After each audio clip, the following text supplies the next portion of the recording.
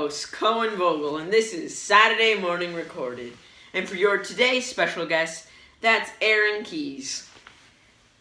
For your weekly tidbit of news, it's that squirrels forget about 25% of the nuts they bury, so then they grow into trees.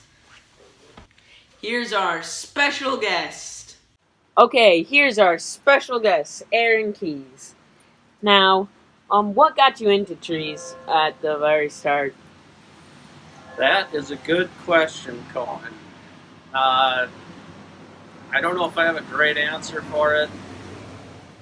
I think as a kid I enjoyed the outdoors. I enjoyed gardening, plants of all sorts. At that point, I didn't know that I really enjoyed trees, and that's what I wanted to do when I got older and got a job. When I went to college, I started in range management, and that was mainly forbs and grasses and things like that, and decided that's not exactly the path that I wanted to take. So after visiting with a professor in Brookings, he steered me towards trees and told me what they had to offer and what type of classes I could take and jobs that were available. And then the summers that I was in college, I worked for the city forestry department and did lots of different types of tree work. And I think, over those years, it just grew into where I'm at now. And Okay, for your second question, why does a small town like Aberdeen need to have trees so much? well, I think every town, no matter if you're the size of Aberdeen or larger or smaller, trees are an extremely valuable resource. I think it makes a community more livable, but for the most part, I think it's the beautification portion. Whether you live in a house or an apartment, you want plants and trees around you. It makes things more peaceful. It does also provide shade, which I think is a great benefit. Whether you want to park under a tree or picnic under a tree.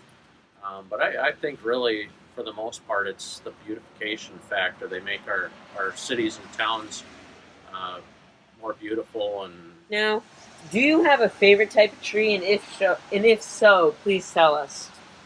oh, they're all my favorites. No, if I probably have a couple different favorite trees. The Plains cottonwood, which is our native cottonwood, is one of my favorites.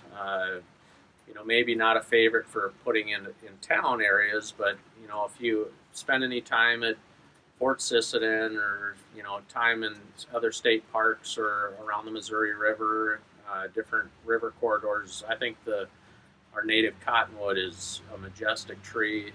They're huge. It's one of my favorites.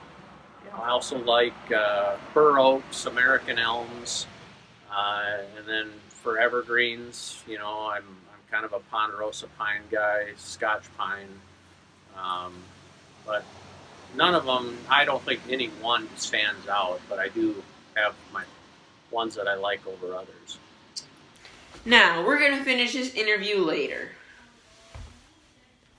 Here's Eva's Word of the Week. Overjoyed. Here's 30 Seconds of Nature.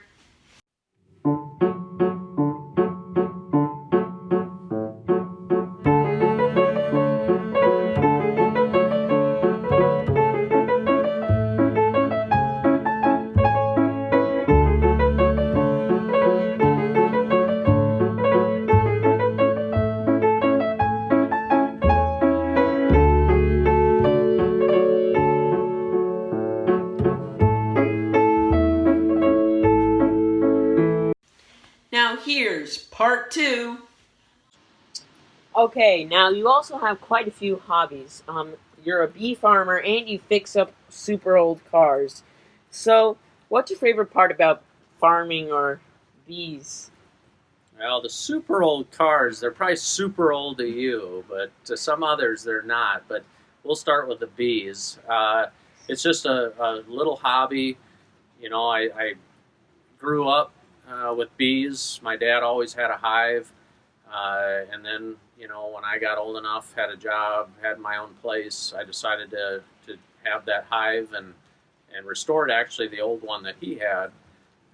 Got some bees, got a lot of help from a guy by the name of Walter Schott. He really guided me and helped me get started. From there, I do a lot of my bee hobby stuff with David Eckert. We have about 5 hives right now. And, the best part's the honey, obviously, but we also do it for the pollination. We keep them at my place, so I see bees all the time, whether they're in the garden or the perennial beds. But I think they're important resource for us, and honey is just a side benefit. And but yeah, it's a good time. The stings aren't always the best part, but you have to put up with some of that. But there's good gear that you can wear, and it's a good time. And they're an interesting creature. You're always learning something new when you're working with bees.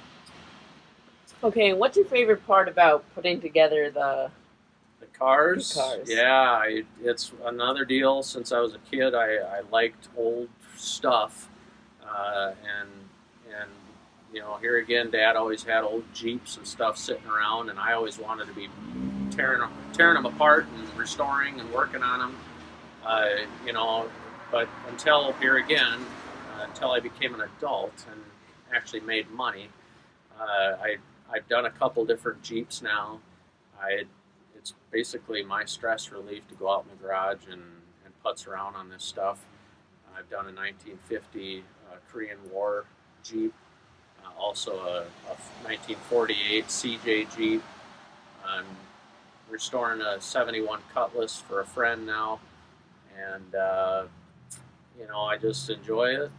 And some people like to go golfing, and I like to go out in the garage and work on cars. So here again, there's always something to learn, and I'm always learning and making mistakes as I go, but not on the 71 Cutlass, of course. But no, it's a good time, and I enjoy doing it. Okay, that's all the time we have for you today, but thank you for chatting with us. Thank you, Cohen. For my book recommendation this week, I'm going to be recommending this book, The Hunger Games. I think there's 3 books. Yes, there's 3 books, and it's really good. It's by Suzanne Collins, and it's a pretty fun book. If you have older kids in your family, you could read it together, I suppose, or they could read it on their own. But yeah, it's a pretty fun book. But for my adventure this week, I took a picture in front of the mural in downtown Aberdeen for the Aberdeen magazine photo thing.